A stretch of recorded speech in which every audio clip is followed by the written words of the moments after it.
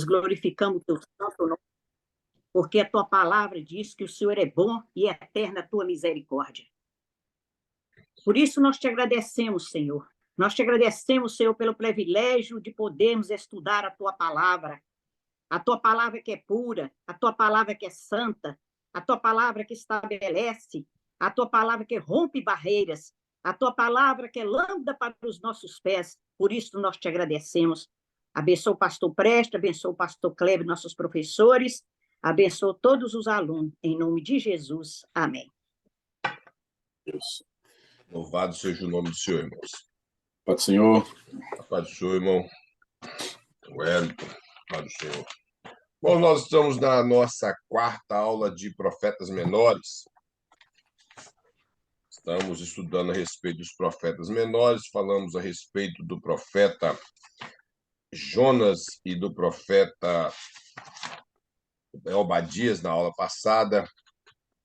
Vimos o quanto é complicado na vida de um profeta, o chamado que ele tem, e também o quão é ruim para um povo que deseja aquilo que é ruim para outros, mesmo ele tendo, às vezes, razão, porque nós somos humanos e, às vezes, sofremos alguma coisa, e a nossa tendência sempre é que aquilo seja pago com muita rapidez, quando, na verdade, nós deveríamos apresentar a pessoa na mão de Deus e deixar com que Deus haja da maneira correta e, acima de tudo, clamar pela misericórdia. Uma das coisas, irmãos, que eu tiro por exemplo, que eu já convivi com muitas pessoas no Brasil, são pessoas que, às vezes, eles sofrem alguma coisa e traz aquele rancor, nunca é liberto pelo fato de que ele não abre o coração para poder perdoar. E eu aprendo com Jó que tudo que os amigos de Jó fez, diz a Bíblia que após ele orar pelos seus amigos, Deus prosperou ele novamente. Então, uma vez eu até aconselhei um rapaz, falei que, rapaz, se você quer esquecer esse problema que você passou com essa determinada pessoa, você tem que passar a orar por ela. E nós vemos que foi o contrário do que ocorreu no livro do profeta Obadias, quando ele exorta o povo de Edom por se alegrar e até mesmo ajudar os babilônicos a destruir Jerusalém, juntamente com o povo de Judá, e até mesmo ajudar a capturar aqueles que estavam tentando fugir para poder entregar ao rei da Babilônia. E o profeta Jonas, ele sendo um profeta com um ministério brilhante, optou-se em desobedecer à voz de Deus e também em fechar o coração para os ninivitas, que era um povo da Síria, e um povo um pouco violento, e que estava ganhando forças naquela época, então ele não queria que essa nação viesse a ser poderosa. E coube a Deus salvar aquele povo naquele período, o que subentende que toda a nação se arrependeu e se entregou ao Senhor. Então nós vemos e tiramos, como eu já falei, lições extraordinárias na vida de cada profeta, e nós estaremos falando a respeito do profeta Miqueias e a respeito do profeta Naum. Creio que, principalmente, o profeta Naum é um profeta pouco conhecido na Bíblia pelos cristãos. Apenas eu creio que um versículo que os cristãos gostam de citar do profeta Naum, que diz que Deus faz o seu caminho na tormenta. Esse talvez seja um dos versículos conhecido pelos cristãos, e não tem muito conhecimento do profeta Naum e tampouco do profeta Miqueias. E o profeta Miqueias, irmãos, dentro da cultura judaica, ele era muito respeitado. O profeta Miqueias, ele foi citado no livro do profeta Jeremias, e inclusive quando eles citaram o profeta Miqueias, eles livraram a cara de Jeremias, que estava pronto a tomar uns pescotapa. Então eles disseram, essas mesmas palavras que Jeremias fala, o profeta Miqueias profetizou antes a respeito disso. Então, por essa razão do conhecimento do livro do profeta Miqueias, fez com que eles livrassem o profeta Jeremias. Hoje, como eu falei, nós temos, às vezes, um pouco de conhecimento de cada parte da Bíblia, às vezes por citações em pregações. Mas quando você vai perguntar a algum irmão a respeito de onde está escrito, eles não sabem. Tem gente que tem dificuldade de achar uma das passagens mais conhecidas em todo o meio cristão, que é a passagem de Davi e Golias. Todo mundo conhece essa história. Eles podem contar, mesmo que conta ela às vezes errado, mas todo mundo conhece, porque é pregado demais. A passagem, por exemplo, de Elias no Monte Carmelo, tem hino, tem pregação em cima de pregação. Então, são passagens que as pessoas têm um certo conhecimento, mas nunca leram na Bíblia. É simplesmente porque ouviu em pregações. Aí, às vezes, ouviu em pregação com uma aplicação um pouco diferente e ele acha que aquilo seria a interpretação da passagem. Então, esse é o problema do povo crente nos dias de hoje. O desinteresse por pesquisar na Bíblia a respeito da história que ele ouviu. E, como eu já disse, o profeta Naum e o profeta Miqueias, que faz parte dentro do conceito teológico dos profetas menores, é pouquíssimo citado nas igrejas, e por que não dizer, talvez poucas igrejas pegou esse livro e fez um estudo exegético do livro para poder explicar para a igreja qual o propósito do livro do profeta Miqueias. Então nós vamos começar aqui com o profeta Miqueias, está na página 34, que fala que o nome do profeta significa quem é como o Senhor. É uma pergunta. É quase igual o nome do Miguel, que é Micael, e Miqueias seria a mesma pronúncia do nome de Miguel, o anjo Miguel, que todo mundo conhece como arcanjo, que arque é uma palavra também grega que tem a ver com príncipe, com maioral. Então, nós não podemos classificar nada a respeito de anjos, porque a Bíblia fala que ele é um dos príncipes e poderia implicar que existe mais arcanjos no céu. Claro que nós não damos nome, como a Igreja Católica dá nome dos demais arcanjos, mas uma coisa interessante é que o significado tanto do nome Micaías ou Miguel tem o mesmo significado. Quem é como o Senhor? Seria uma pergunta. Talvez isso estava relacionado ao ministério do profeta, no seu estilo de pregação. Então, por isso, Deus levantou ele. Quando as pessoas pronunciavam o nome do profeta, e por ser uma profecia relacionada à nação do norte, à nação do sul, mais direcionada à nação do norte, eles poderiam ver que quem é como o Senhor, aquele que fala e que faz, aquele que, quando ele promete algo, ele executa a sua promessa. E Deus havia prometido, como nós vimos estudando desde o profeta Oséias, que a nação do norte, devido à sua prosperidade, à sua desigualdade, idolatria e desobediência, e por que não dizer tamanha promiscuidade na cidade, Deus havia prometido que ela seria destruída. Se você observar, você vai entender que Deus levantou muitos profetas para alertar a nação, a nação do norte, que é Israel, e eles não preocupou em ouvir a voz de Deus, eles não tiveram interesse de ouvir a voz de Deus. Preferiram continuar como estava, não quiseram abandonar a vida de pecado, a vida promíscua, e simplesmente vivia como que Deus não existia, com bastante idolatria no meio do povo, viviam assim. Talvez alguém já ouviu falar de uma pregação de um determinado pregador que o nome Miguel significa quem é como o Senhor.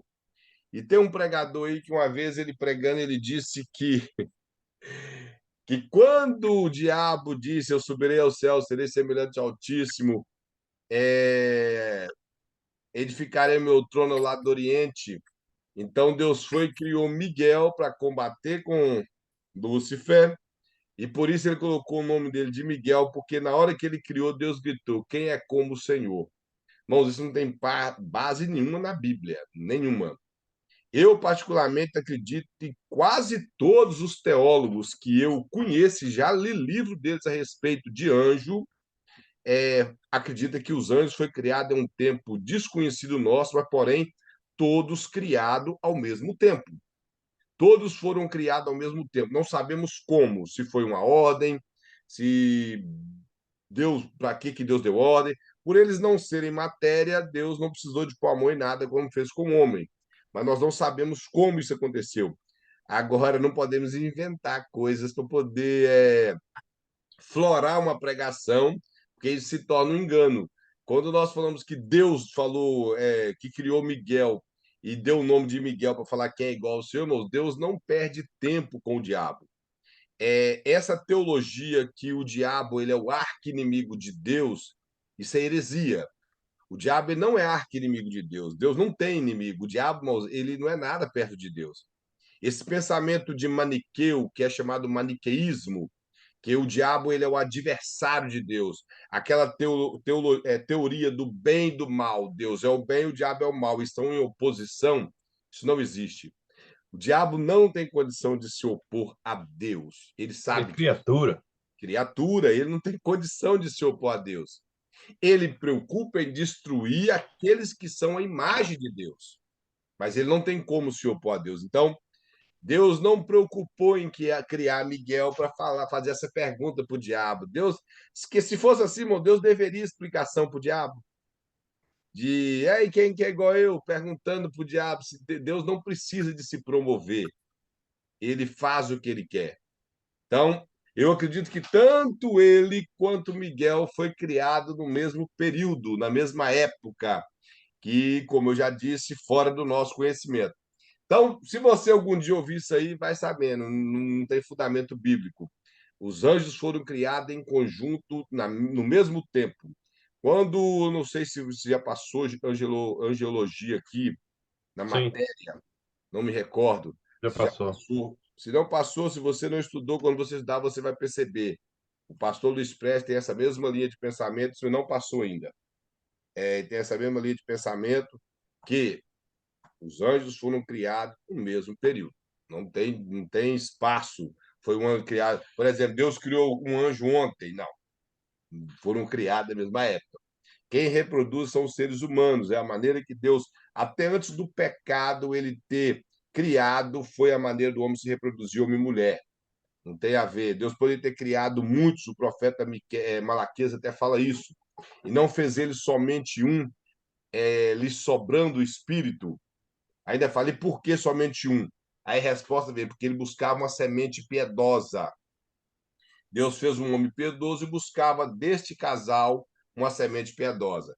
Então, o profeta tem esse significado do nome, talvez para bater a soberba Pai do Senhor. do senhor Mordnei, para bater a soberba do Reino do Norte. O pastor coloca que o autor do livro possivelmente é o próprio Miqueias, que é nascido em Moresete, ao sul de Judá. Era uma pequena cidade que ficava na região de Judá, e ele era contemporâneo de Isaías e também do profeta Oséias. Ele profetizou um período antes do profeta Jeremias, Abacuque e outros. E o seu ministério não pode ter durado entre 750 a 686 a.C., durante o reinado de três reis, Jotão, Acás, Ezequias, que são reis de Judá. O pastor mostra aqui como poderia ser o caráter do profeta. Ele era muito sensível diante dos males sociais de seus dias, sobretudo nos que prejudicavam a cidadezinha e aldeia da sua região natal.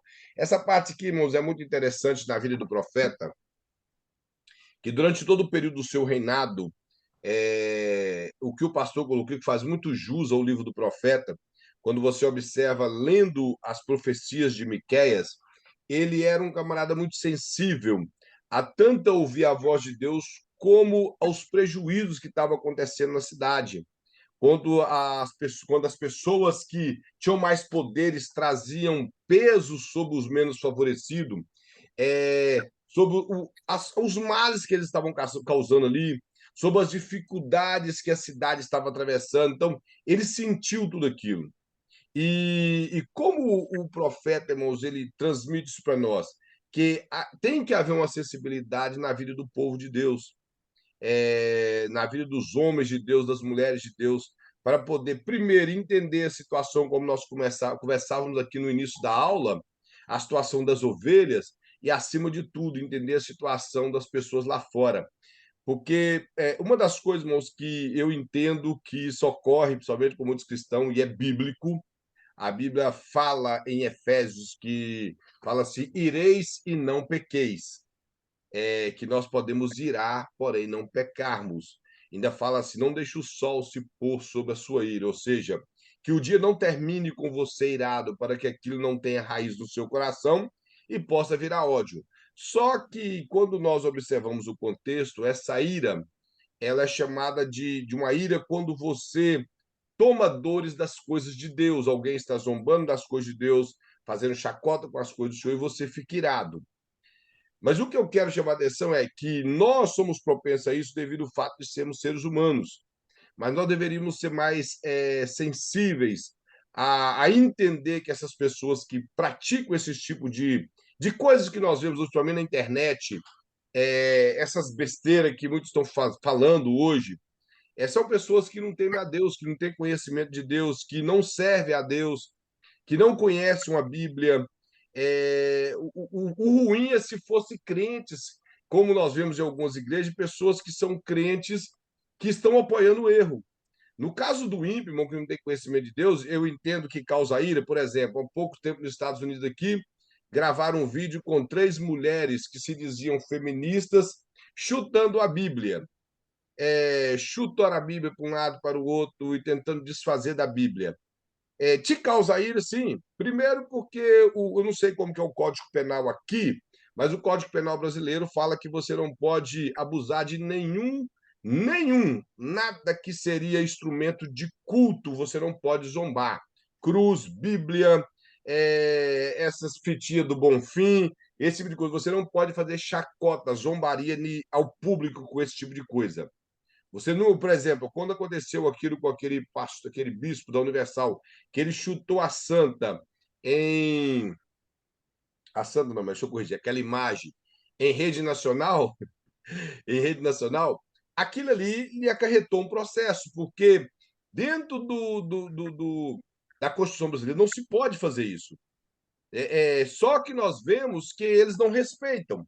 Vemos aí no carnaval fazendo chacota com as coisas de Cristo, alguém vestido de Jesus, o outro vestido de Satanás, e sabemos que é o contrário, por isso que aquilo nem me irrita, porque eu sei que é o contrário, eu sei que aquilo nunca vai acontecer, aquilo só acontece na cabeça dos carnavalescos, porque numa realidade bíblica aquilo nunca vai acontecer.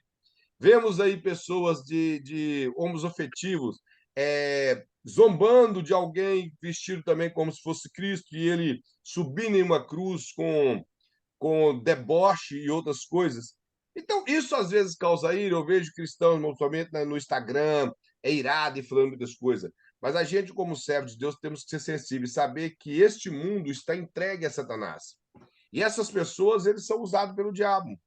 O que nós temos que fazer é ensinar nossas igrejas. Os pastores cuidar das suas ovelhas, os pais ensinar em casa e batalhar para que esse tipo de coisa não entre dentro das igrejas. Porque muitas igrejas já entrou esse tipo de coisa. Tipo de coisas que nós entendemos biblicamente que é errado. E hoje em dia nós estamos vendo o relativismo de pastores que estão tentando interpretar a Bíblia de forma errada. Principalmente nessa parte do homossexualismo. Nós vemos demais isso. As interpretações forçadas no livro de Levítico, na carta de Paulo aos Romanos e na carta de Paulo aos primeiros Coríntios. Então, eles estão forçando as coisas. Outros tipos de coisas que estão tentando colocar dentro da igreja. Irmão, quando é cristão, isso aí, a ira fica quase que, né, uma ira que dá para partir para um negócio estranho mesmo. Agora, quando é ímpio, a gente tem que relevar. Quando é cristão, não. Você tem que usar a Bíblia, exortar com a Bíblia de maneira dura. Quando é uma pessoa ímpia, é mostrar que Cristo pode mudar a vida dela. Agora, se ela não quiser, nós não podemos fazer nada. E nunca ficar perdendo tempo em debater, igual muitos estão indo hoje em dia para a internet, para debater com ímpio, para criar problema com ímpio. Entendeu? Então, isso aí não pode. Ira ou indignação. Então, realmente, nós ficamos, irmãos, irados, ficamos indignados quando vemos, mas a realidade é com o ímpio, nós não podemos perder tempo. Deve-se ensinar a sua igreja, ideologia de gênero, ensinar esses pontos filosóficos que estão tentando desconstruir aquilo que é bom. Então, esse tipo de coisa, sim, ensinar na igreja. Agora, partir para violência verbal na internet, de forma alguma. E, claro, se você está pregando a sua igreja e lá é transmitido, né, pela internet, aí é diferente, nós não podemos fazer nada. E quando vêm as críticas, temos que entender que, quando vier a crítica, temos que sustentar. E não podemos mudar a nossa opinião diante de críticas, um pouco de tribunal, por causa desse tipo de coisa. Como eu falei, o triste hoje é ver alguns pastores que estão defendendo o errado. Por exemplo, você acha no Instagram um pastor que está criticando o pastor Silas Malafaia e criticou também o pastor André Valadão por eles ter falado algo a respeito de homossexualidade. O pastor Malafaia fala isso, irmão, desde de 2000, dos anos 90. O Malafaia sempre foi apologista e fala a respeito dessas coisas. Agora, o pastor André Valadão, ele é um rapaz novo e é claro, o Malafaia tá na caminhada há mais tempo, mas o pior é eu achar um pastor que estava falando que o Silas Malafaia vai para o inferno e que o André Valadão também vai para o inferno porque disse que homossexuais que vivem nessa prática não entram no céu. Então, nós vemos as pessoas tentando fazer com que a verdade se torne mentira. E criticando os homens de Deus, ele carrega um título de pastor, criticando dois homens de Deus, porque falou uma realidade bíblica. E, como eu já disse, é claro que de forma alguma podemos usar de agressividade, ficar falando essas coisas. E se alguém lhe perguntar, sim, a sua prática ela é desonrosa. Uma vez um rapaz me perguntou se existe alguma base bíblica para que a Bíblia condena o homossexual. Eu falei, primeira coisa que eu vou te perguntar para nós não perder muito tempo, você acredita na Bíblia? Ele falou, acredito. Eu falei, então já é um passo andado, porque se você não acreditasse, eu nem ia perder meu tempo para te explicar. Eu fui abrir a Bíblia para ele em 1 Coríntios capítulo 6 e mostrei. E eu até disse para ele, olha, você vai observar que aqui não está falando só de homossexuais, aqui está falando de ladrão, de adúlteros. É uma lista de pessoas que fazem coisas que desagradam a Deus, que transgride a lei de Deus. Então não é só homossexualidade, são várias coisas. Falei assim, a homossexualidade ela não é pior do que o ladrão, ela não é pior do que o adúltero. Falei para ele desse jeito. Então, você tem que entender isso. A Bíblia não é contra homossexuais. O Deus não é contra homossexuais. Deus é contra as práticas que eles fazem. Se ele teve desejo, mas nunca fez, ou que fez e mudou de vida, como a palavra de Coríntios mostra, que são pessoas que mudaram de vida. Pessoas que mudaram de vida e passaram a servir a Deus. Então, esse tipo de coisa, nós não precisamos perder tempo de discutir. Nós temos que ser sensível à voz de Deus e lembrando que essas pessoas precisam de Deus. Elas precisam de Deus, elas não conhecem a Bíblia. Já o que conhece como esse pastor é vergonhoso. E o pior que nós encontramos em todos os comentários embaixo, pessoas aplaudindo ele, falando que a palavra é muito sábia, mas pessoas você vê que nunca leu a Bíblia na vida, falando que ele é muito sábio com as palavras que ele falou. Só que ele foi sábio com as palavras que ele falou quando ele defendeu a homossexualidade. Mas quando ele condenou o pastor Silas Malafaia, mas o pastor André Valadão, ninguém fez esse comentário, a não ser que estão dizendo também que isso é sábio, que isso também seria sabedoria. Aí entra em contraste, porque se é sabedoria condenar o pastor de Silas Malafaia, mas o André Valadão porque falaram, então não há condenação para quem pratica. Até para nós vermos como as coisas não têm nada a ver com o que as pessoas querem fazer. E não é só esse, mas nós vemos muitos outros criando problemas na internet, criticando pastores e outras coisas que às vezes está simplesmente defendendo um ponto de vista bíblico e que muitas vezes falou com cautela, falou com muito cuidado para não ofender ninguém. E tenho visto até pessoas que são gays que vêm na internet e são a favor de muitos pastores que se pronunciam a respeito dessas coisas erradas. Aí nós achamos esse outro grupinho aí que quer ir contra. Isso tanto na parte de homossexualidade, questão de gênero, aborto e outras coisas. Então, como eu já disse, essas pessoas que não conhecem a Deus, temos que ser cautelosos. O nosso irmão Jonathan coloca assim, que esse trimestre estará falando a respeito disso. A lição desse trimestre está falando a respeito do espírito da Babilônia que tem entrado dentro das igrejas e está tentando forçar para entrar mais. E como eu já disse, nós entendemos que isso lá fora é comum para eles, não normal, comum. Mas dentro da igreja, meu, isso não é comum e nem normal, não pode ser aceito de forma alguma. E vemos igrejas aí que já perderam os princípios bíblicos e partindo da liderança, porque uma igreja só perde o princípio quando parte da liderança. Nós aqui estamos diante de líderes e sabe, não um membro, irmão, não consegue fazer a igreja se perder. Que a partir do momento que ele está andando fora da Bíblia, se o pastor corrigir ele e se lhe couber uma disciplina e ele lhe der uma disciplina, ele não faz mais. Ou então ele vai viver sempre disciplinado. Agora, parte sempre da liderança. Quando há esfriamento espiritual, quando há falta de conhecimento, querem partir para outro lado para ver suas igrejas cheias e entram em movimentos que não são bíblicos. Essas inovações que têm surgido, sempre surgiu uma inovação. Desde 1950 vem surgindo inovações no meio das igrejas pentecostais e esse avanço do neopentecostalismo, e infelizmente o neopentecostalismo tem avançado até nas igrejas pentecostais clássicas, tem tomado conta. Então, nisso aí, irmãos, eu sou sincero. Tem que haver sabedoria da parte do líder, sim, mas ele não pode ser tão sensível, não, que senão eles atropelam ele. Atropela ele e ele não consegue fazer nada, não. Então, o profeta Miqueias, ele tinha essa característica de ser sensível, sentir o que a sociedade estava sentindo.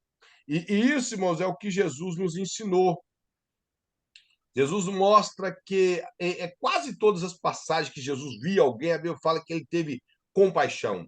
Isso é ser sensível, isso é ter capacidade de detectar a situação caótica daquela pessoa e, e preocupar com a alma dela. Por exemplo, quando você vê alguém falando mal de Jesus, falando alguma coisa, é claro que nós iramos.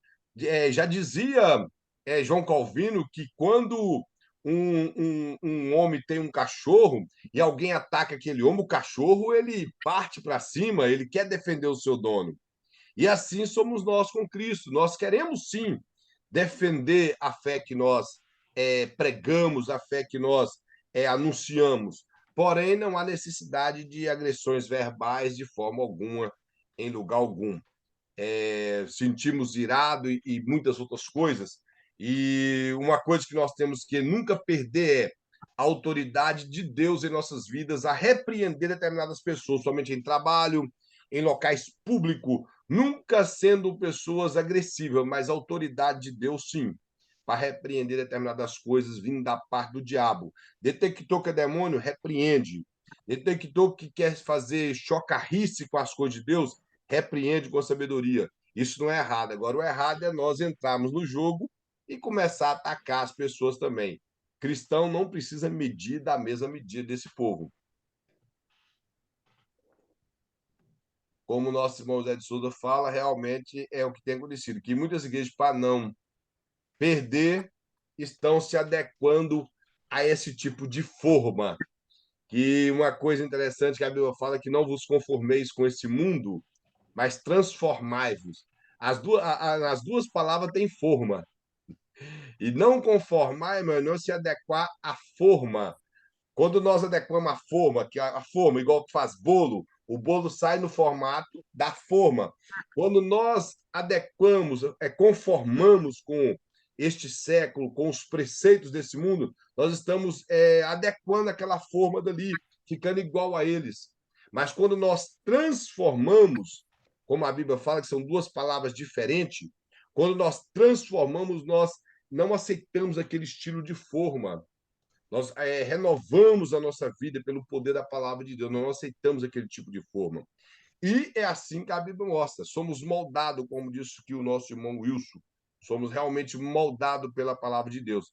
Então, o profeta Miqueias, ele sempre preocupou em sentir essa situação do povo. O aspecto histórico mostra que Israel estava em total apostasia. Apostasia quer dizer o abandono de fé. Isso é o conhecido por todos, mas o interessante é que no original grego, apostatar é abandonar a fé devagarinho. É pior do que simplesmente abandonar a fé. Porque ninguém levanta amanhã e fala, vou abandonar minha fé. Ninguém faz isso. Por exemplo, você teve um culto maravilhoso ontem, cheio da presença de Deus, orou, Deus te renovou, você viu milagres lá acontecendo, salvação de almas e coisas tremendas, e você levantou e falou, né, eu apostatei. Isso não existe. Apostasia é abandonar a fé devagar, vai entrando uma coisinha aqui, uma outra ali. É um negocinho, isso, um esfriamento progressivo. É realmente isso. Nós vamos deixando as coisas acontecer, vamos firmando naquela frase não tem nada a ver, e quando assusta, nós estamos morno. E o interessante é que em local nenhum, irmão, nenhum, isso é lei da física, o morno esquenta, se não tiver fogo embaixo dele. A tendência do morno é só esfriar. Tudo que está morno só esfria, se não tiver fogo aquecendo ali. Então, essa mornidão tem entrado em muitas igrejas, na vida de muitas pessoas, assim como aconteceu com o povo de Israel. A apostasia que dominou no Reino Norte, por eles adorar dois bezerros construídos, como eu falei, um em Samaria e outro em Betel, e ordenar para eles sacerdotes sem vidas com Deus, comprados pelo rei, isso levou o povo à apostasia. Líderes ruins, irmão, o povo é ruim, não tem como ter líder ruim e o povo ser bom. O profeta Oséias fala que assim como é o sacerdote, é o povo. Por exemplo, se o pastor é um pastor de oração, isso não quer dizer que vai ser 100% a igreja. Se o pastor é um pastor de oração, aquele povo, irmão, que tem interesse nas coisas de Deus vai ser um povo de oração. Se ele é um pastor que tem compromisso com o horário na igreja, aquele povo vai ter compromisso com o horário. Hoje é uma desordem negócio de orar na igreja, irmão. O povo chega, o culto vai começar às 9 horas, o povo chega às 9h30. Aí o pastor quer ser sensível, muda o culto para 9h30. Estou falando quem faz culto de manhã. Eles passam a chegar a 10. Aqueles que chegavam às 9h30 passam a chegar a 10. Aí sabe o que eu penso assim? Isso é falta de respeito com os que chegavam 9, com aquelas pessoas que tinham compromisso com o horário. E eles acham bonito isso. E faz, sabe qual é a frase muito crentes? Deus entende. Não, não entende, não. Nem eu entendo, quanto mais Deus. Eu que sou eu não entendo isso. Deus também não entende. Deus não entende. É domingo, irmãos. É impossível uma pessoa tá tão morta na vida assim que ele não pode acordar para poder ir para a igreja no horário certo.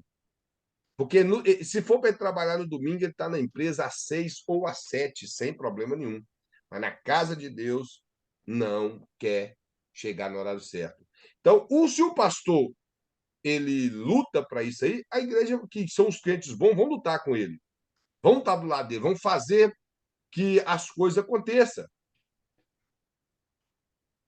Como a exigência com a hora de terminar o culto, eu também concordo com isso.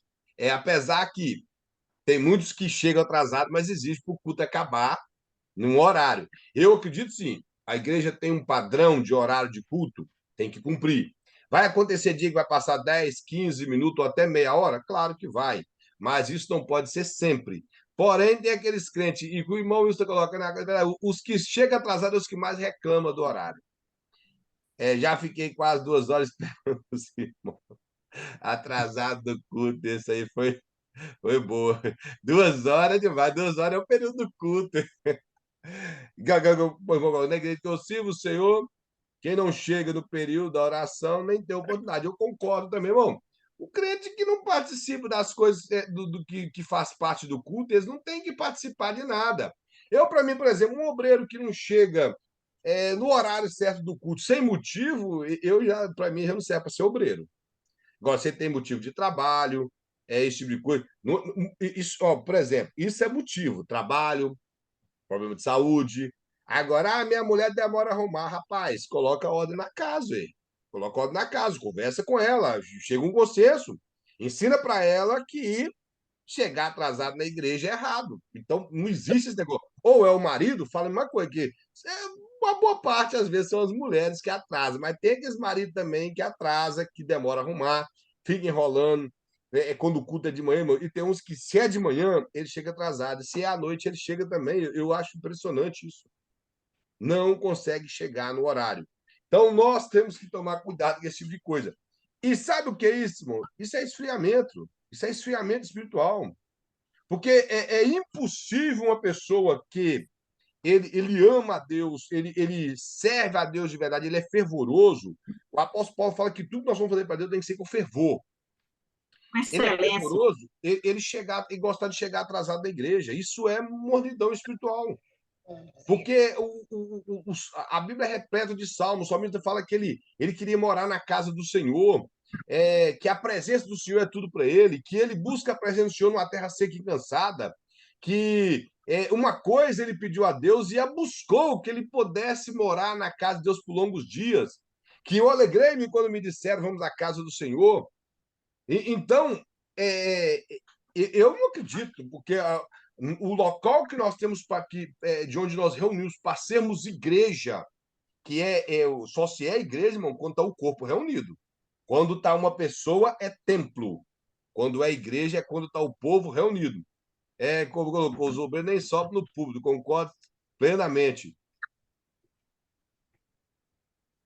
E eu também concordo. Eu, na verdade, meu, sou um pouco mais exagerado. Para mim, quando eu pastorei a igreja, eu falava, os cooperadores diáconos que tem condição de chegar, no Brasil, a maioria do povo trabalha na hora normal. Eu falava, vocês têm que ser o primeiro a chegar na igreja, tanto na escala ou não. Eu penso Que a assim, obra de Deus, pastor, tem que ser feita com excelência. com excelência, com excelência. Eu sempre falei isso. Obreiro, você tem que chegar na igreja no mínimo 10 para 7. Abrir a igreja, checar tudo na igreja, como está o banheiro das irmãs, o banheiro dos irmãos, como que está de água, esse tipo de coisa. Porque depois que o culto começou, não tem como homem entrar no banheiro de mulher. Então tem que chegar na igreja cedo. Isso é o papel do obreiro. Do obreiro. Agora eu também acho bonito, irmãos, o pastor que tem a vaga dele já guardada, aí ele chega na igreja depois que o culto começou. Ele acha que aquilo é bonito para ele. É feio também. Mas eu sou um pastor muito ocupado, renomado, mas não sei mais do que. Isso é muito feio. O meu pastor, para chegar primeiro na igreja que eles, tem que suar a camisa, viu? Eu sei, É, tem é pastor que eu difícil. sei que é assim mesmo. É difícil. De madrugada você pode ir lá a qualquer hora que ele está lá na igreja também orando. E isso aí O é bom bom. pastor recebe os irmãos na porta, irmão. Cumprimenta todos. Isso é verdade, irmão. Eu admiro esse tipo de coisa. Eu admiro. É claro, o pastor vai atrasar algum dia, sim. Mas tem uns que atrasa todo dia. Como tem irmão, como eu estou falando. Se a pessoa não tem motivo, todo mundo entende. Como o irmão colocou, o caso é raro hoje, irmão Zé de Souza, de pastor que faz esse tipo de coisa. Então, Ah, vamos não, lá. eu frequentei uma igreja que o culto começava às 7 horas, o segundo pastor abria o culto, e o pastor mesmo, o culto começava às 7, ele chegava 15 para as 8, abriu assim, ó, e marchando até para o púlpito, e é ele que pregava todo dia. Chegava 45 minutos depois do culto e pregava que caísse fogo do céu na igreja. Cai qualquer fogo do céu, né? Não. Coisa forçada. E a maioria desses pastores, irmãos, vão para reparar, eles forçam um suposto Pentecoste. Ele chama o povo na frente, ele põe a mão na cabeça, ele empurra o povo, ele unge, ele derrama água, ele cospe no povo, ele manda alguém abraçar. E eu aprendo que Pentecoste acontece assim, ó. A Bíblia fala assim: e cumprindo-se o dia de Pentecoste, estavam todos reunidos no mesmo lugar. De repente. O poder de Deus, irmãos, é de repente que O que acontece. eles buscam é a emoção do povo. Isso. E coisa fácil é fazer isso aí. Então, eu também, irmão, já participei de uma igreja que o culto começava às 9. Aí o povo atrasava, mudou para 9h15. Depois mudou para 9h30. Aí E virou tem vezes vigília. que tinha vezes que começava 15 para as 10 e assim, no coletivo, realmente. Então, é complicado, irmãos, a gente falar dessas coisas. Também nós vamos falar, como eu falei, na próxima matéria, porém, no bacharel sobre psicologia pastoral. E essa questão da ética pastoral, irmãos, é uma coisa muito interessante. E principalmente na igreja, quando se fala de ética pastoral, isso não é só cobrança para o pastor, isso é cobrança para os obreiros e principalmente para a igreja. O aspecto histórico aqui, em relação ao profeta Miqueias, como eu já disse, ele mostra que o povo estava em apostasia total, desde a separação do Reino do Sul, da nação. Quando os irmãos conhecem essa parte, quando morreu Salomão, o filho dele, Roboão, assumiu o trono, e um dos seus generais, que era Jeroboão I, ele tinha fugido para o Egito e ele voltou após a morte de Salomão, que o Salomão queria matá-lo, e ele dirige o povo, claro, tudo pelo plano de Deus. O profeta Aías já havia dito para ele que Deus entregaria 10 tribos na mão dele, e após esse racha, esse cisma dessa nação, que era um reino unido, um reino unificado, que perdurou aproximadamente por 120 anos, 40 de Saul, 40 de Davi, 40 de Salomão. Esse reino unificado, até no período de Saul, um bom tempo do seu reinado, eles se preocupavam com a vida espiritual do povo. Após o desvio total de Saul, a nação teve alguns problemas, mas mesmo assim, tendo homens como Davi, como outros que serviam ao Senhor, que estava na frente do exército, a nação não entrou em decadência total. Logo após Davi assume o trono, com exceção do período da sua vida, como o próprio escritor de Crônicas descreve, que tirando o episódio de Batseba, Davi foi irrepreensível em bem dizer tudo na sua vida. E o povo prosperou, os inimigos do povo de Deus haviam sido afastados e outros destruídos. Salomão pega um período bom de reinado, reina por um período, leva o povo também a um período de apostasia após ele se apostatar. E isso talvez abre um espaço muito grande para o filho dele não temer a Deus, o rei Roboão. E após esse período que Jeroboão voltou, ele comandou as 10 tribos. Se os irmãos observar, Jeroboão foi um péssimo rei. O profeta Aías disse que era para ele servir ao Senhor, que Deus seria com ele em tudo, e ele fez tudo o contrário que o profeta havia lhe dito. Dali, com essa divisão do reino, a apostasia dominou tanto no Reino Norte como no Reino Sul, porque no Reino Sul, às vezes, os sacerdotes eram comprados pelos reis, e no Reino Norte, o sacerdócio nem era divino. Então, houve esse período de apostasia no Reino Norte, foram os 19 reis. Se você for observar, sempre vai estar dizendo que eles não temeram ao Senhor e fizeram o que era mal aos olhos de Deus. No Reino Sul, houve aqueles que serviram ao Senhor, houve aqueles que começaram bem e terminou mal, e houve aqueles que começaram mal e terminaram bem, como o rei Manassés. E um dos que começou muito bem e terminou mal foi o rei Uzias. Quando você vê no capítulo 36 do livro de Crônicas, você observa que ele terminou o seu reinado de maneira muito triste. Então, nós vemos que nesse período, o pastor mostra aqui que em 734, o rei Tiglat-Pileser III da Síria, ele comandou uma investida militar contra a Síria.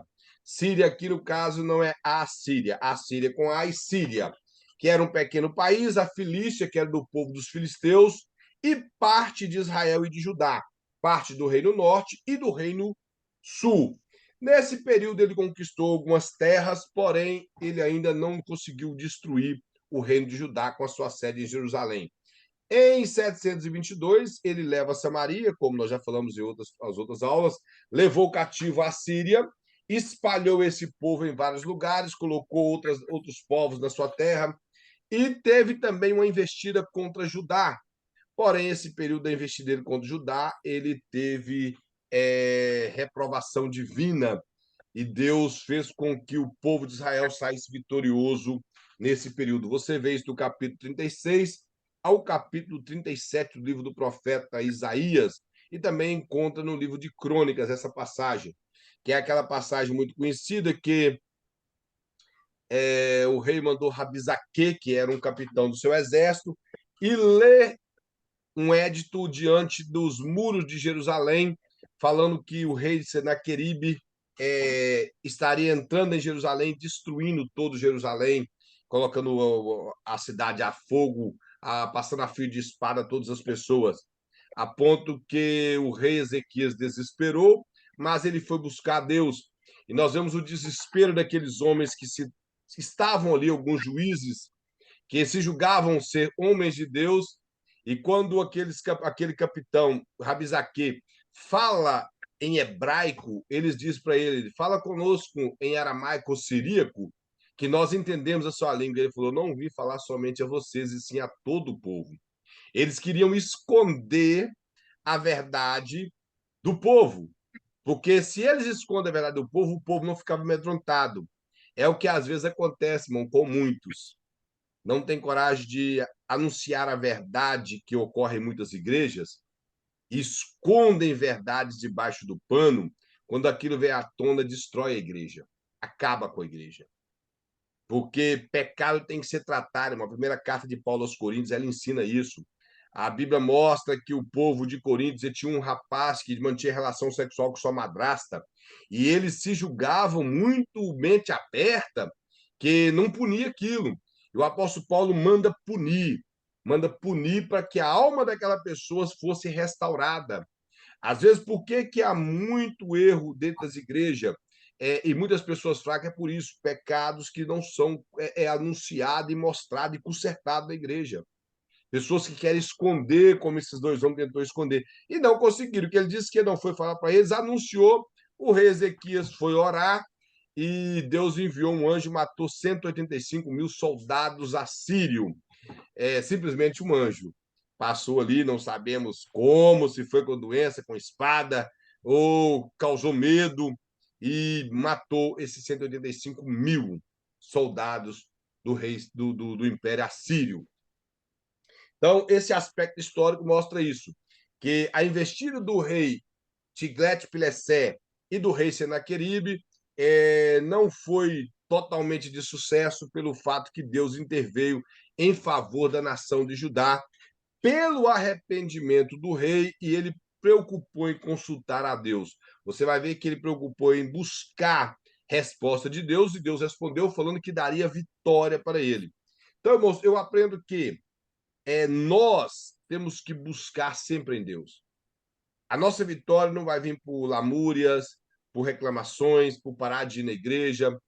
Sempre vai vir quando nós propomos em nosso coração buscar a Deus, em entregar-se a Deus, em colocar nas mãos de Deus, e sempre tendo em mente, se Deus responder sim, amém, mas se ele responder não, amém também, porque nós só queremos o sim. Mas se ele responder não, não é não, e aceitamos. Então, o profeta, ele buscou, porque ele entendeu que o povo ali afrontou a Deus. Se vocês observar, Rabizaque disse que eles haviam destruído várias nações, e nenhum Deus daquelas nações puderam livrar. E será que o Deus de Israel livraria o povo? E sem contar que eles já haviam levado 10 tribos.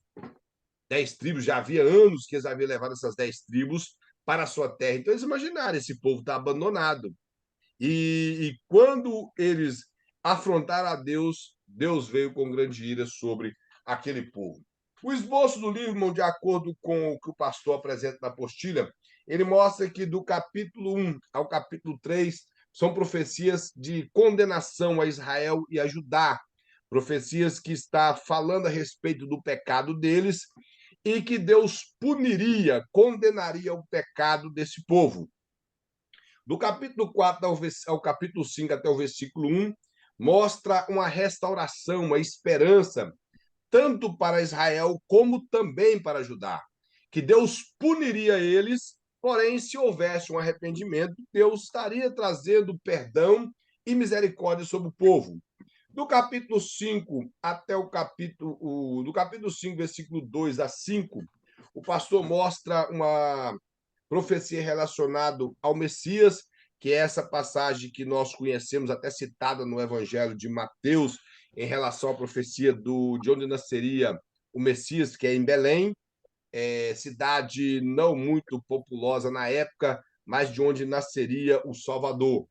E essa profecia ela é citada em Mateus quando Herodes consulta os supostos teólogos da época, que eram os fariseus e saduceus, para inteirar-se de onde nasceria o Messias quando os magos foram visitar o menino Jesus, que naquela época já tinha 2 anos de idade. Eu até falei, parece que na aula passada, eles não foram lá visitar quando Jesus nasceu, e sim quando Jesus já tinha 2 anos de idade.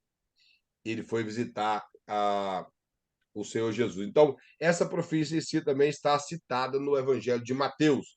Ele mostra que do capítulo 6, versículo de 1 a 8, são acusações do Senhor e a culpa de Israel. Deus ele mostra através de acusações relacionadas aos pecados da nação, mostrando para eles o que eles fizeram e tudo aquilo que eles praticaram desagradou os olhos do Senhor.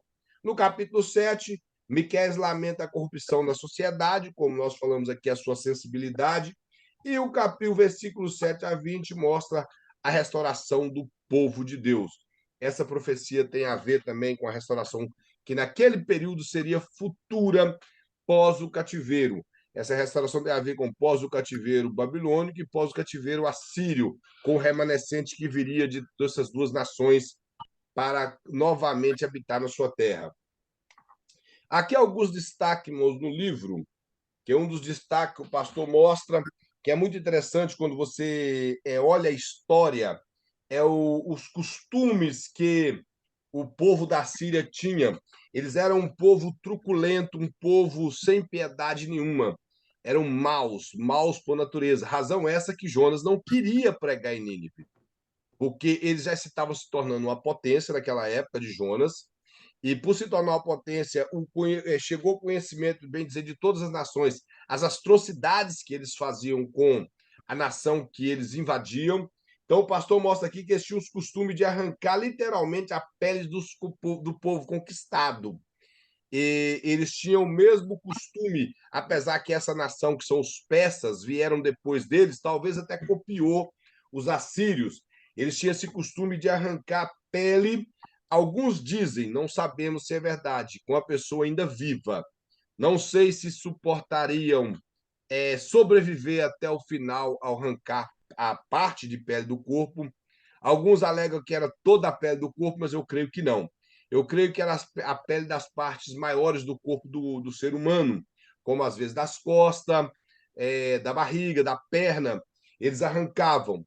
Alguns alegam que arrancava vivo, mas nós não sabemos. Isso é questão histórica, que eles arrancavam essas peles vivas e tinha por costume cortar a cabeça e levantá-la sobre uma estaca como troféu até que ela viesse decompor, e ali ficava a caveira da pessoa naquela estaca. Isso também era um costume persa.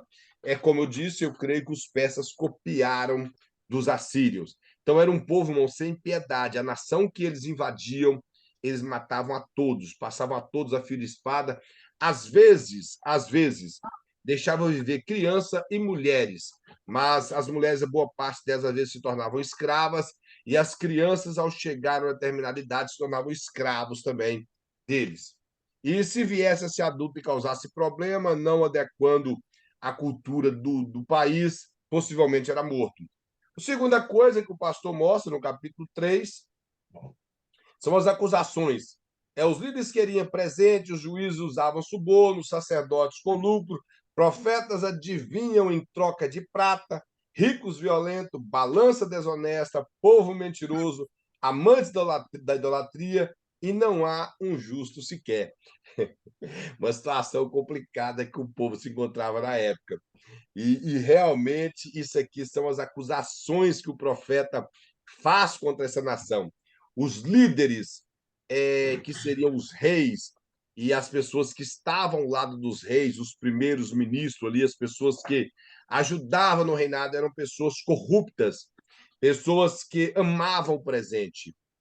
Se lhe trouxesse presentes, ele atendia as pessoas, ou não, talvez não atenderia, ou não faria nada, não preocupava com isso.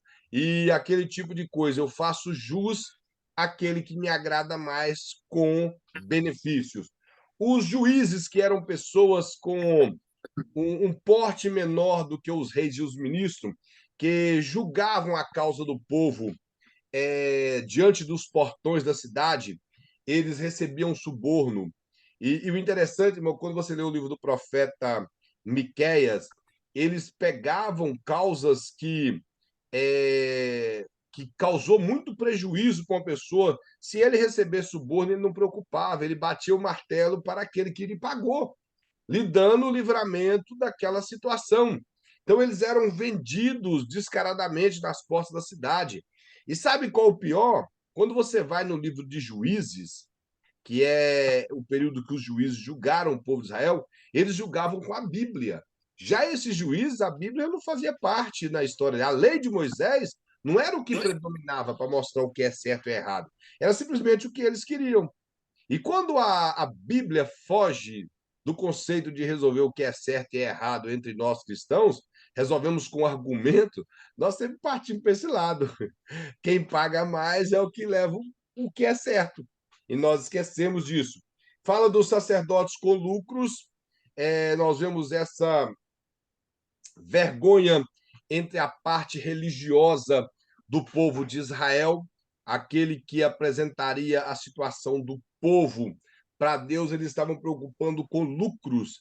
Você vê também o profeta Miqueias falando que eles desejavam as coisas daqueles pobres e não preocupavam, eles estavam cobrando para apresentar coisas diante de Deus. E a lei de Moisés mostra, irmãos, que quem era rico levava uma vaca, o outro levava carneiro, cordeiro, mas os pecados pela culpa, irmão, quem não tinha talvez o pecado pela culpa, pela purificação, aquele que era muito pobre, ele podia levar uma rolinha, que é aquela miniatura de uma pomba, que lá em Minas Gerais tem demais, podia levar aquela. Quando ele era mais ou menos capenga, ele levava 2 pombas. Quando ele era muito, muito pobre, ele levava 2 rolinhas. Isso nós vemos com a família de Jesus. O próprio José, quando ele foi apresentar Jesus no templo e Maria foi passar pelo período da purificação, nós vemos que eles eram pobres por eles apresentar 2 rolinhas. Então, eles eram muito pobres. 2 rolinhas lá no templo.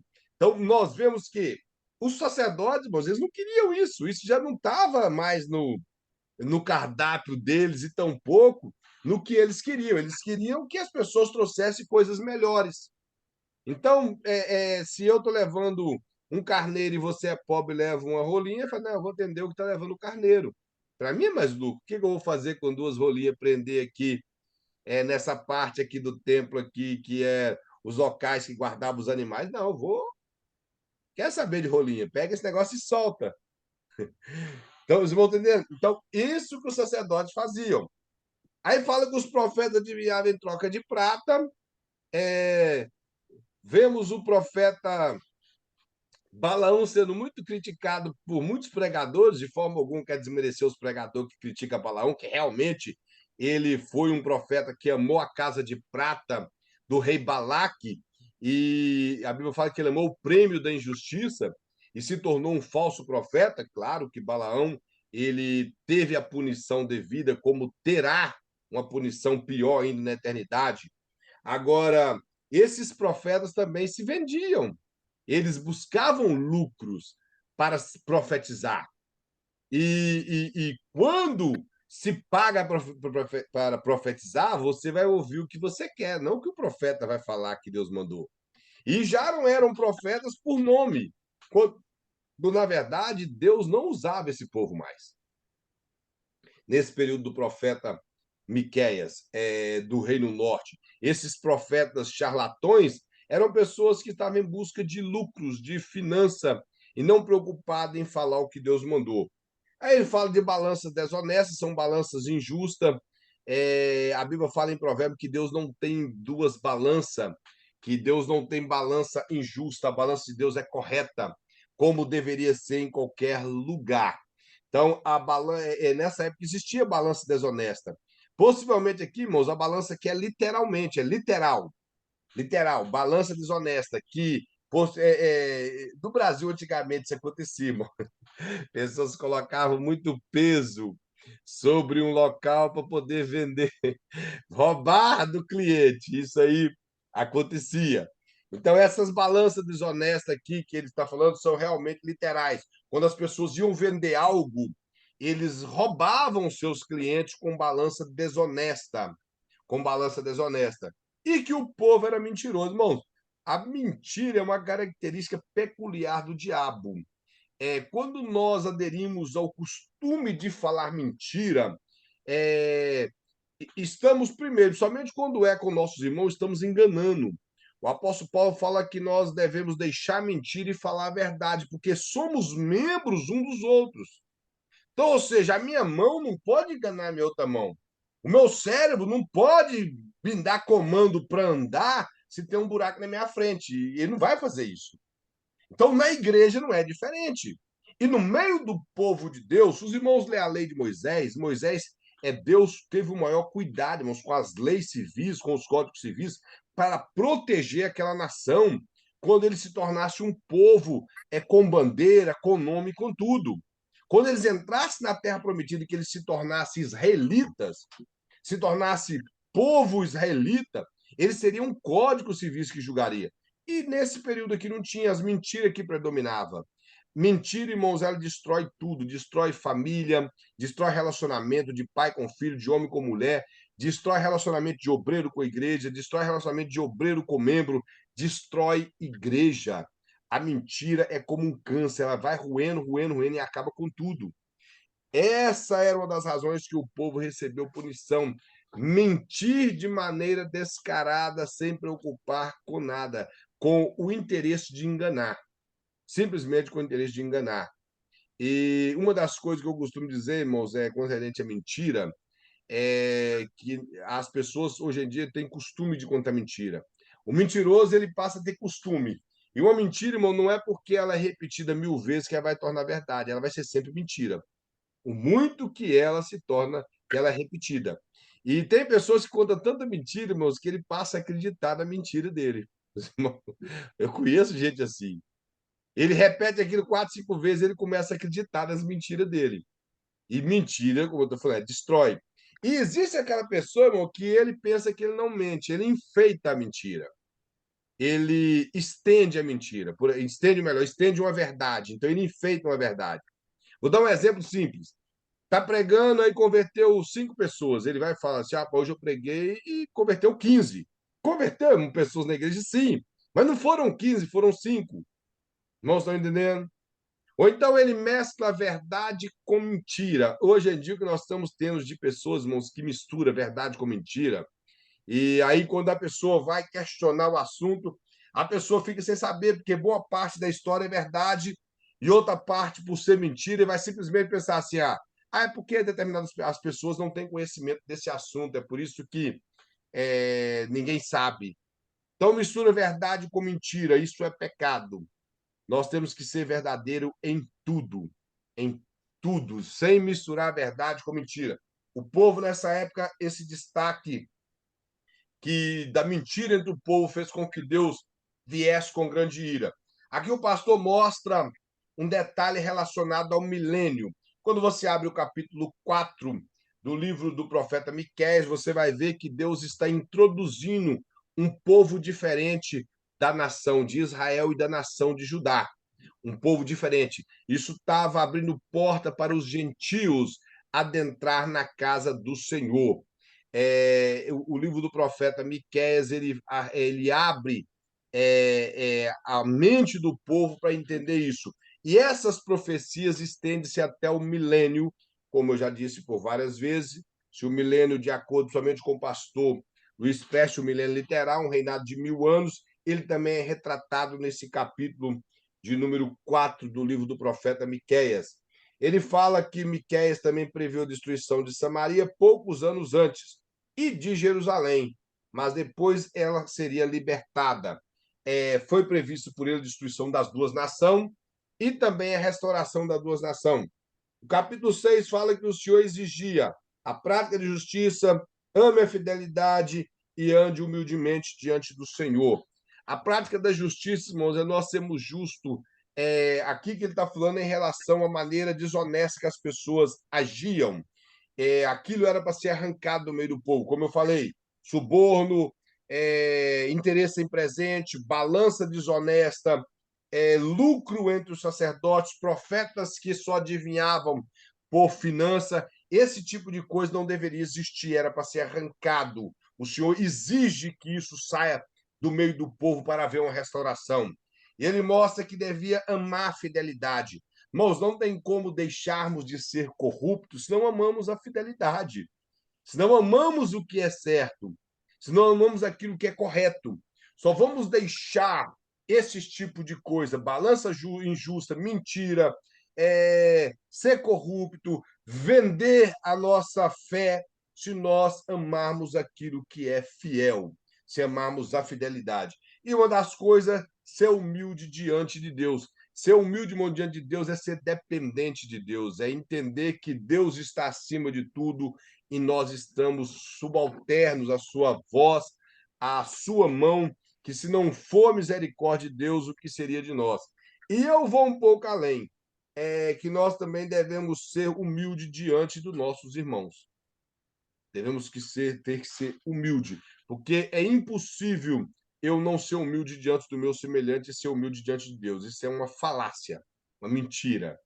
É igual eu falar que eu amo a Deus quando eu não amo o meu próximo. É outra mentira.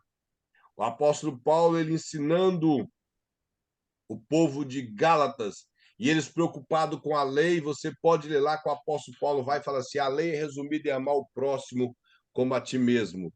Isso ele queria dizer, olha, se vocês querem realmente guardar a lei, ame o seu próximo. Aí você guarda a lei. Esse seria o ensinamento de Paulo. Então, é impossível eu ser humilde diante de Deus quando eu não sou humilde diante do meu próximo, diante do meu semelhante. Eu sou arrogante, acho que eu sou melhor, acho que Deus só me usa, é eu que sou o melhor pregador, eu que sou o melhor ensinador, eu que faço isso, eu aquilo outro, e eu na frente de tudo. Então, eu não sou humilde diante de Deus e tampouco dos homens. Então, esse tipo de coisa acontecendo entre o povo, a falta de humildade, a arrogância que você vai ver no profeta Miqueias, entre tantos profetas e os sacerdotes com a nação. E ele mostra também que, apesar de todas as maldades de Judá, Deus ele prometeu, irmãos, através da sua misericórdia, restaurar aquela nação. Mesmo o povo vivendo uma vida de pecado naquela ocasião, Deus promete que no futuro restauraria aquela nação. E nós vemos que essas profecias se cumpriram.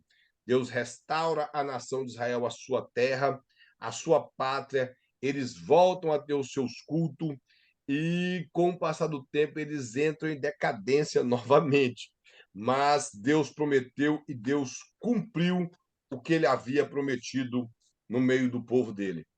Que nós terminamos o profeta Miqueias. Alguém tem alguma pergunta, alguma colocação, algo para complementar no livro do profeta? Alguma observação que você fez? Eu acredito que você está lendo os profetas menores no período dessa matéria. Eu suponho que você esteja lendo. Se você não leu, comece a ler. Então, irmão, vamos entrar no profeta Naum. O nome dele significa consolação. Ele tem a raiz do mesmo do nome de Neemias. Neemias, o grande legislador de Israel, o que governou o povo de Israel na restauração do muro, seria esse Neemias. O pastor mostra que o autor do livro seria o próprio profeta Naum, que ele é de uma cidade ou de uma aldeia chamada Elcos, que ele mostra aqui que é de pouco conhecimento, mas que poderia ser também a própria cidade de Cafarnaum, é conhecida por alguns estudiosos. Eu também já li a respeito disso, que se você observar, o nome Naum está no final da palavra Cafarnaum.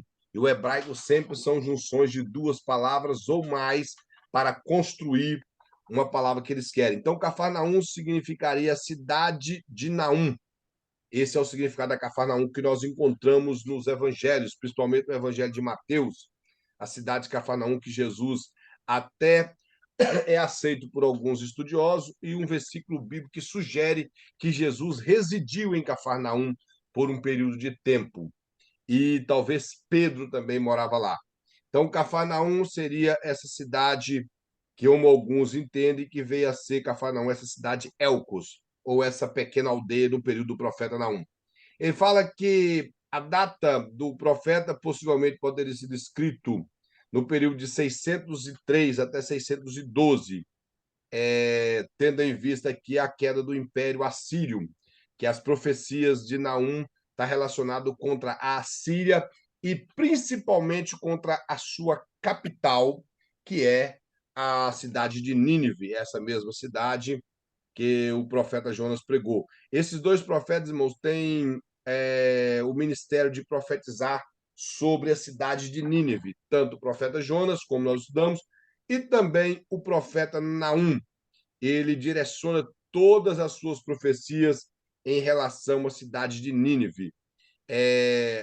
O aspecto histórico mostra aqui que aproximadamente havia passado, desde Jonas até o profeta Naum, cerca de 100 anos. Alguns arredondam para 125 anos. Não sabemos se isso é aproximadamente de 100 a 125 anos que o profeta Jonas profetizou até o ministério do profeta Naum, que durante esse período, alguns dizem que ela ficou por volta de 50 anos, uma nação temente a Deus, servindo ao Senhor, recebendo profetas de Deus, porém depois se apostatou, talvez com a chegada de um novo rei ou até mesmo de uma nova dinastia. E com a entrada, depois de 50 anos, a entrada de um novo rei ali, a nação veio abandonar os princípios de Deus e se apostatou novamente. Então Deus levanta o profeta Naum, da qual lhe trouxe profecias que não haveria mudança. Na primeira de Jonas, Deus permitiu com que o povo se arrependendo, eles tivessem direito a perdão. Já nesse período do profeta Naum, as profecias são duras, muito duras sobre o povo. Deus decretou que aquela nação viria a se tornar falida, que todo aquele império cairia por terra, que eles seriam destruídos totalmente, a ponto que eles nunca mais conseguiriam se levantar diante do que Deus havia dito. Esse aspecto histórico, irmão, se você observar, você pode ler que aí toda é uma questão histórica. Nós não vamos gastar tempo com essa parte arqueológica e tão pouco geográfica que o pastor coloca aí. Mas ele mostra, cara, no finalzinho, que a destruição foi tão grande que durante séculos achava-se que a cidade nunca tivesse existido. Ou seja, só sobrou poeira do local. Era como se passasse ali, devido a ser um local nas mediações da Mesopotâmia, naquela área ali rodeada por desertos e poucos rios, talvez chegar à conclusão que ali nunca existiu uma cidade, nunca existiu um império ali, porque as muralhas, tudo foi devastado completamente. O pastor mostra aqui que em 1845 ela foi descoberta por arqueólogos, por toda a verdade bíblica, os arqueólogos, e toda a verdade bíblica foi confirmada. Tudo profetizado também pelo profeta Isaías, conforme o capítulo 30, que a Assíria seria devastada, varrida da terra. E Deus fez isso, irmão. E eu acho interessante que todas as nações que investiram contra o povo de Deus, que foi Israel, no período do Velho Testamento, essas nações passaram. Israel permanece até hoje. Alguns pequenos países, como a Síria, Cisjordânia, Transjordânia, Egito e outros, não é o mesmo povo que habita lá, são árabes que moram hoje nesses países. Então, todas essas nações deixaram de existir, esses povos vieram a ser riscados debaixo do céu, e Israel permanece até o dia de hoje. Até o dia de hoje, Israel está aí de pé, mostrando que Deus é Deus, irmão. Israel, seria, alguns exageram em relação a Israel. Eu não acredito que Israel tenha a ver conosco, igreja, mas Israel, ele é um ponto que nós podemos observar das mãos de Deus e do milagre de Deus. Todas as vezes que você lembrar de Israel, que você olhar para Israel, lembre, Deus grande cuidou desse povo. Lembra do que Deus fala lá em Deuteronômio: com mão forte eu te tirei do Egito e com braço estendido eu te sustentei. Deus sempre tem sustentado Israel. Desde que Israel, irmãos, é nação, Deus tem guardado aquele povo. Se você estudar um pouco da Guerra dos 6 Dias, da Guerra do Yom Kippur, das pequenas guerras que existiam em Israel, você vai ver que Deus trouxe livramento. Isso não é exagero de jornalismo judaico, de jornalismo israelense. Você pode pegar no YouTube qualquer jornal que presenciou aquela guerra. Eles vão narrar, é claro, alguns ocultam que foi Deus que deu o livramento, que foi milagre de Deus. Alguns ocultam isso. Eles vão querer só colocar que foram táticas de guerra do povo israelense. Mas quando nós observamos ali, irmãos, pela quantidade de pessoas que pertenciam ao exército de Israel naquela época e 12 nações confederadas contra ele, nós lembramos logo de Gideão com 300, que foi lá e destruiu uma nação enorme contra o povo dele. Nós vemos que é a mão de Deus. Foi a mão de Deus guardando aquele povo. Então, as nações acabaram, desfizeram-se, podemos dizer que virou fumaça debaixo dos céus enquanto Israel permanece. Isso é uma das coisas que dá segurança para o povo de Deus, irmão. Quando eu sempre falo com as pessoas, irmão, os crentes deveriam conhecer a história da igreja. As perseguições que o cristianismo sofreu desde os apóstolos até o período da reforma, para entender o quanto Deus guardou o seu povo. Deus sempre guardou o seu povo. É por isso que esses termos políticos, esses pensamentos diabólicos, essas tentativas de desconstrução daquilo que é sagrado, daquilo que é colocado por Deus, daquilo que é moral e ético, nós não precisamos ter medo, porque Deus sempre cuidou do seu povo. Irmãos, a igreja venceu o Império Romano. O Império Romano acabou e a igreja permanece. A igreja venceu, irmãos, o povo cristão verdadeiro venceu a frieza em algumas igrejas, na igreja católica naquela época, no período do século V até o final do século XV, a igreja venceu, o povo verdadeiro separado por Deus venceu. A igreja tem vencido perseguições. Quando você estuda a história da igreja no Brasil, você vai ver que houve perseguições contra a igreja batista, contra a igreja presbiteriana, contra a igreja pentecostal, a Assembleia de Deus. Houve muita perseguição de pessoas que chegaram até a tentar matar Daniel Albergue Navim com faca, e Deus guardou eles. Deus tem guardado, irmão. Nós vemos história de homens de Deus que foram guardados, então nós não precisamos ter medo. E tem crente que fica com medo de perseguição. Agora o anticristo chegou. Todo e quanto é pessoa que aparece com um negócio diferente, o povo está achando que é o anticristo. O Emmanuel Macron foi o anticristo, os primeiros papas virou o anticristo, a marca da besta já foi chip, já foi CPF, já foi código de barra, tanta coisa, cartão de crédito. A besta já foi um carro que existiu no Brasil, que era a besta. A besta virou aquele computador lá em Bruxelas, que está num prédio que o número do prédio é 666, e ele está no 6º andar, e ele falou que esse computador era besta. O Lula é o anticristo também. O Lula, o Papa Karol Wojtyla, que, é claro, eu tenho o meu respeito pelo Papa Karol Wojtyla, que foi o João Paulo II, no aspecto que ele preocupou em pedir perdão pelas atrocidades que a Igreja Católica fez. Ele realmente era um camarada de um caráter extraordinário. Infelizmente, pela sua teologia, nós não podemos avaliar a vida dele, mas em questão de pessoa, ele foi uma boa pessoa. É completamente contrário a esse Papa que está aí hoje. Mas o Papa João Paulo II já foi a besta. E uma realidade para quem conhece a confissão de fé, que é utilizado pela Igreja Presbiteriana e pelas igrejas batistas tradicionais, que é a Confissão de Westminster, que é um tratado teológico, irmãos, extraordinário.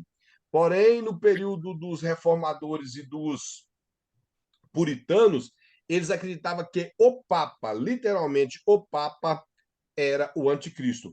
Hoje eles interpretam que essa parte que compõe a Confissão de Fé de Westminster fala que o Papa é um anticristo. Ou seja, é como se fosse o espírito do anticristo profetizado por João, o João que escreveu o Apocalipse, que escreveu as cartas e também o Evangelho, que lá na sua primeira carta ele fala que o espírito do anticristo já opera. Então, eles chegaram a tentar interpretar que o que tem na Confissão de Fé de Westminster seria o espírito anticristo, mas quando você lê lá, você entende, e quem realmente fiel ao que ele lê, principalmente a igreja presbiteriana, como o Augusto Nicodemos, o próprio Hernando Dias Lopes, ele sabe que eles falharam nisso aí. Mas isso é um erro grosseiro de forma alguma. De forma alguma seria. Eu acredito que nesses períodos, irmãos, realmente era complicado.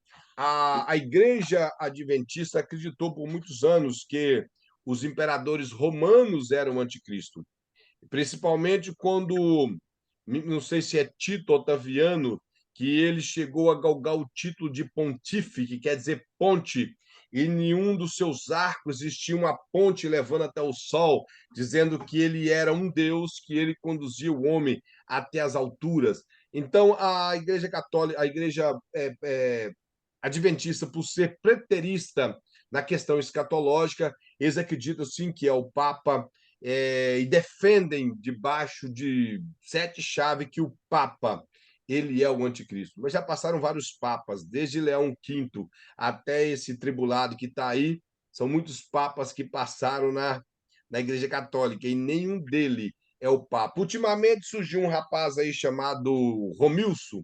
Eu não sei se alguém aqui já viu esse menino na internet, ele sumiu porque em 2020 ele marcou a vinda de Jesus para 17 de abril.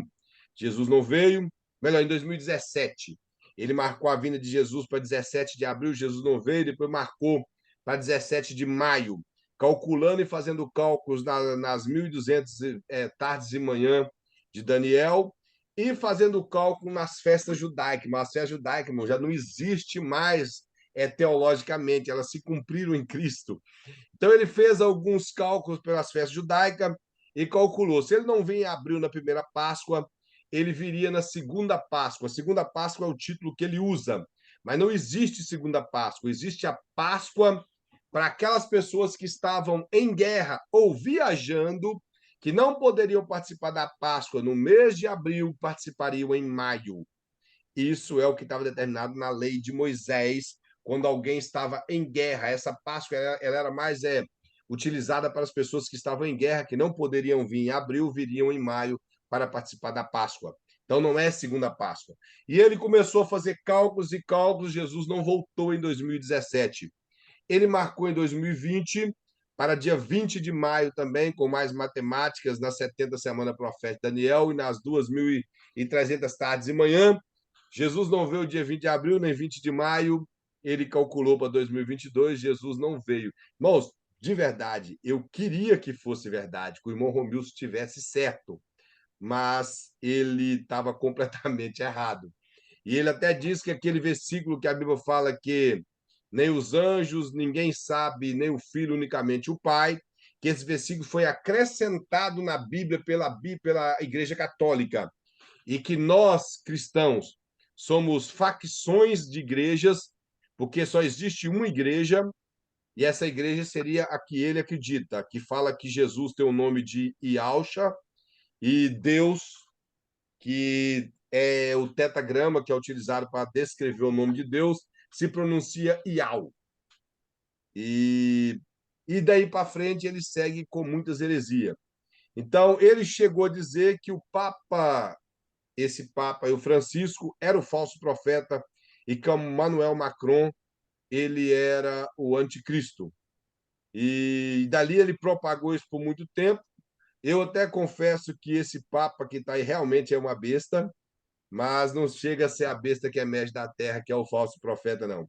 Ele só pode ter atitudes de besta, com essas liberações e contrárias às questões bíblicas teológicas, e falar que a Bíblia o maior fracasso de Deus está aqui na Bíblia, que Deus fracassou com a humanidade.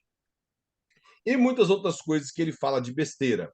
Então, nós vemos que ele não tem nada a ver com o falso profeta. Ele é um falso profeta, sim, mas não o falso profeta. Então, irmãos, nós não precisamos temer isso. A igreja venceu tudo isso. A igreja tem vencido todas essas coisas. Por isso, nós permanecemos de pé, porque Cristo está à nossa frente.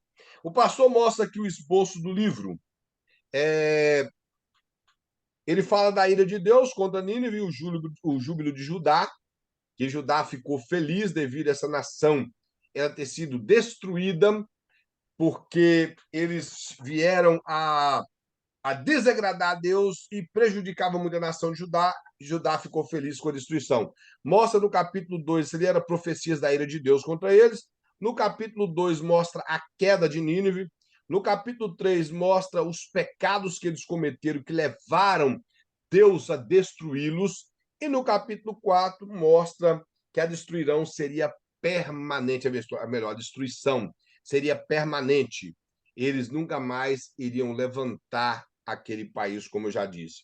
Alguns destaques, irmão, que o pastor mostra aqui, como já falei, que a Síria era um império cruel, violento, brutal, temido, eles eram vil, eles eram muito mal, eram pecaminosos, idólatras, eles adoravam vários deuses, eles eram orgulhosos, se vangloriavam daquilo que eles faziam, sem piedade alguma, e se achavam insuperáveis.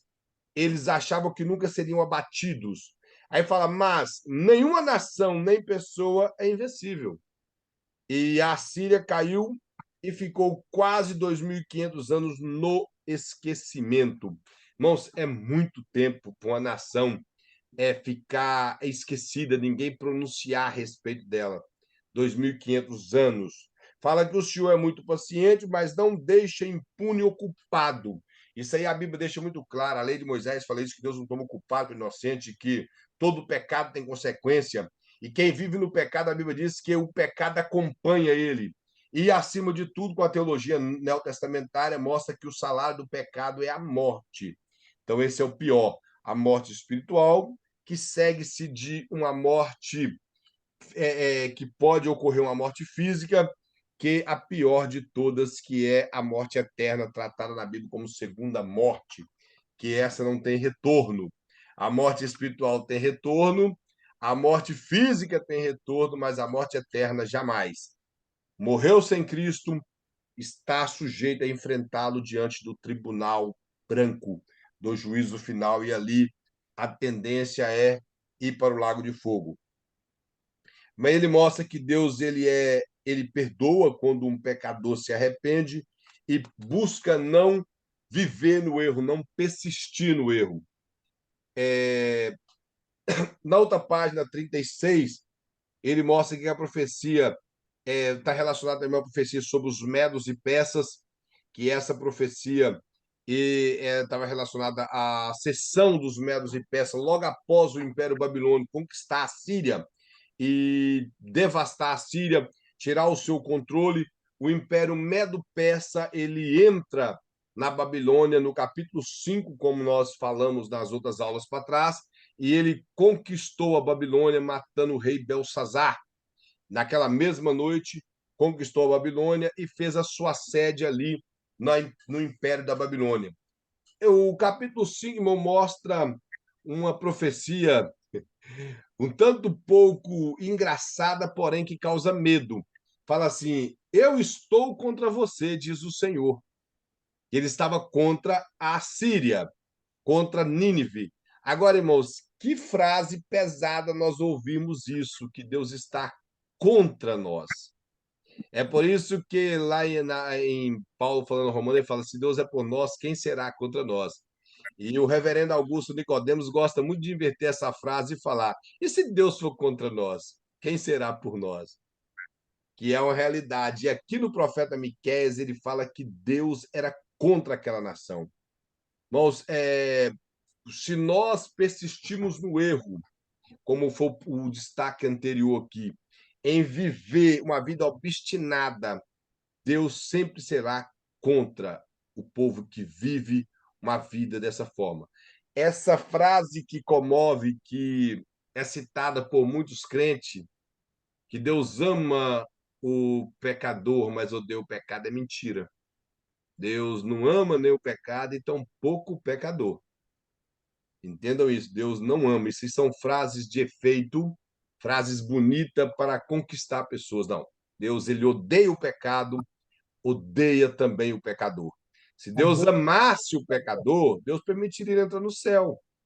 Então, uma pessoa, irmão, que é pecadora, que vive obstinada na prática do pecado, Deus odeia ele. Deus não pune pessoas que ele ama. Deus ama, a Bíblia fala que Deus ama aqueles que procuram buscá-lo, que ama ele. Deus amou toda a humanidade de uma vez e deu seu filho para isso. Mas hoje, quem vive em uma vida obstinada, ele só tem a ira de Deus. Então, essa frase que é bonita, de efeito, que Deus ama o pecador, que Deus aborrece o pecado, mas ama o pecador, ela é fajunta e falsa. Deus não ama.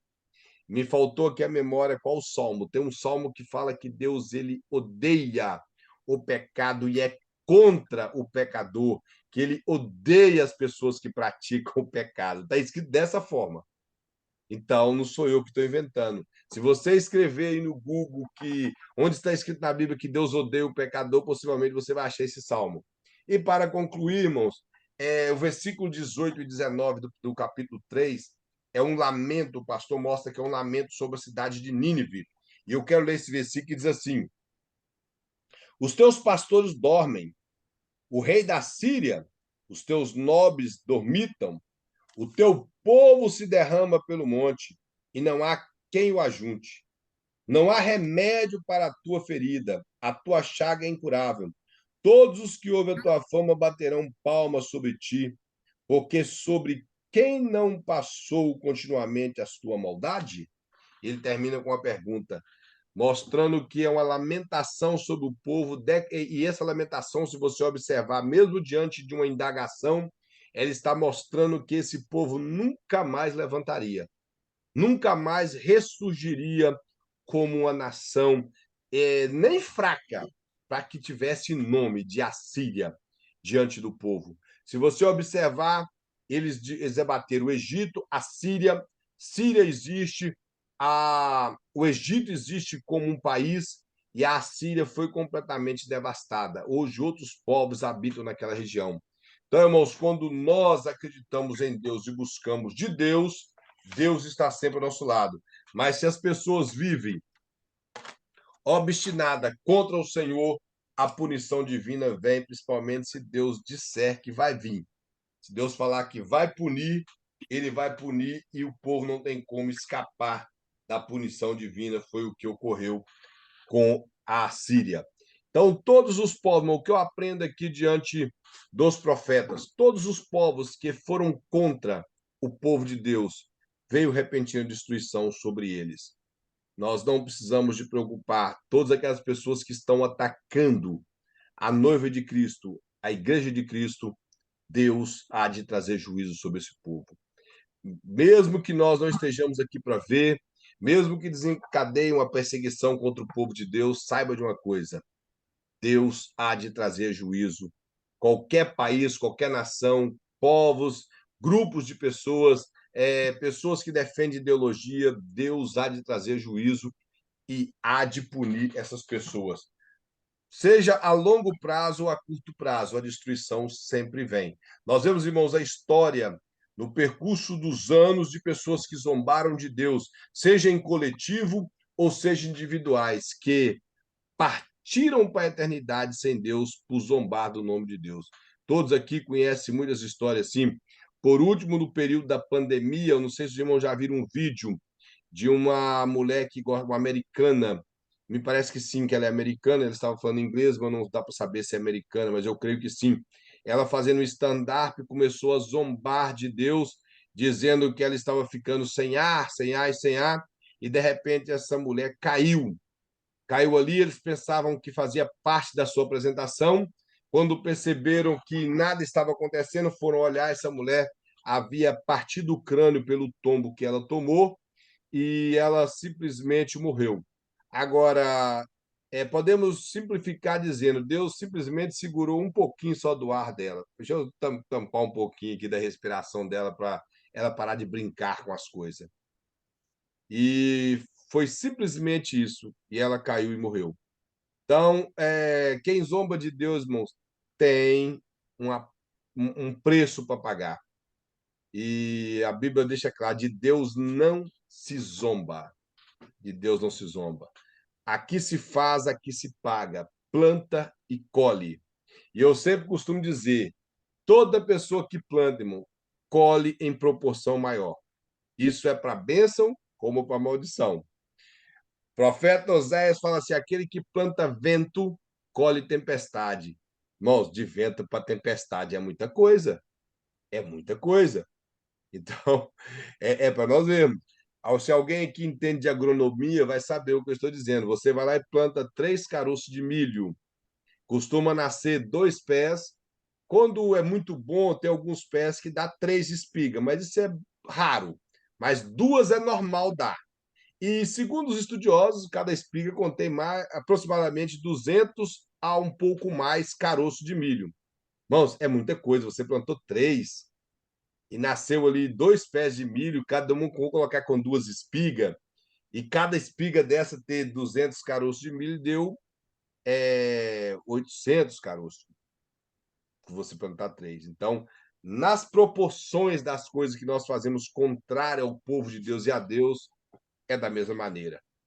Colhemos tempestade por brincar com Deus e zombar das coisas de Deus. É o Bom, vamos Salmo fazer 11, Sim?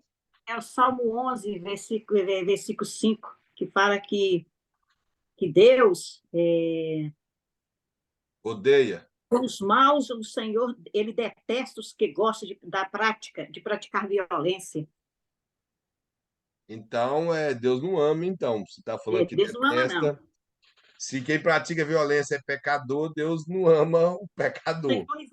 O Senhor examina os que obedecem e também aqueles que são maus, com todo o coração, e detesta os que gostam de praticar violência. Porque essa frase, irmãos, ela é uma frase inventada para ganhar a atenção do povo. Nós temos que tomar cuidado com frases feitas. Deus ama a pessoa que se entrega a Ele, claro. Deus quer que o pecador vá para o inferno? Não. A Bíblia diz que Deus não tem prazer na morte do ímpio. Mas agora, uma pessoa, se os irmãos observar o texto aí, Deus está mostrando de pessoas que têm prazer na impiedade, prazer no fazer coisa errada. E existe pessoas, o apóstolo Paulo ensina isso lá em Romanos, capítulo 1, que tem pessoas que eles se alegram em fazer o erro, e não só quando eles fazem, eles se alegram, ficam felizes quando o outro semelhante dele pratica. Eu fico tentando entender que prazer eu teria em ver alguém cometer um pecado e sentir prazeroso aquilo. O apóstolo Paulo ensina isso no capítulo 1 de Romanos, que as pessoas se sentem bem em ver o seu amigo cometer um pecado, em praticar uma atrocidade, ele se sente bem. Quando é ele, eu até entenderia um camarada que tem práticas, vou colocar de adultério, de roubo, outras coisas, ele sentir prazer naquilo, se alegrar, é uma coisa. Agora, eu me alegrar com o roubo do meu amigo, isso é muita depravação na vida de uma pessoa. Muita depravação. Então, são pessoas que persistem em praticar o erro. Essa frase, irmão, bonita, Deus ama você, Deus não ama o pecado que você comete. Não, o pecado e ele é uma coisa só. O pecado só é executado do que ele está fazendo. Amém? Vamos fazer a chamada da nossa irmã Jennifer. Jennifer está aqui. Paz, estou aqui. Irmão Jonathan Santos. Irmão José de Souza. Irmão Jobert. Jobert não veio hoje. Irmã Leidiane. Irmão Rodney. Presente. Irmã Terezinha. Presente. Irmão Wellington. Presente. Irmão Wilson. Gente,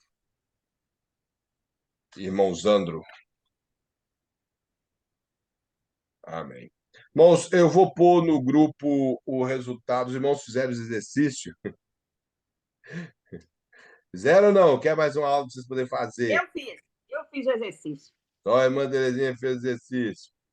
Então, vocês vão ter até a próxima aula para que eu possa postar no grupo para você tentar fazer o exercício. Porque é o tipo da coisa, você ter simplesmente a resposta do exercício vai te ajudar no dia da aula, sim, no dia da prova. Mas se vocês responder, você vai estar estudando. Então, seria melhor você fazer dessa forma. Pegar os exercícios, praticar nele, respondendo. Então, você vai aprender bem mais assim. Na próxima aula estaremos estudando novamente a respeito dos outros 2 profetas de Abacuque para frente. Vamos agradecer ao Senhor. Gostaria de pedir ao nosso irmão Rodinei para agradecer a Deus.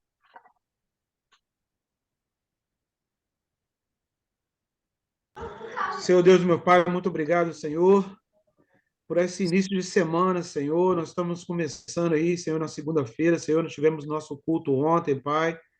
Estávamos na presença, tivemos na Santa Ceia, Senhor, participando do seu corpo, Senhor, do teu sangue, seu símbolo do teu sangue, Pai, para estar mais 30 dias aí, Senhor, presente a Ti, Senhor, santificando nossas almas, Senhor, nosso espírito, te buscando.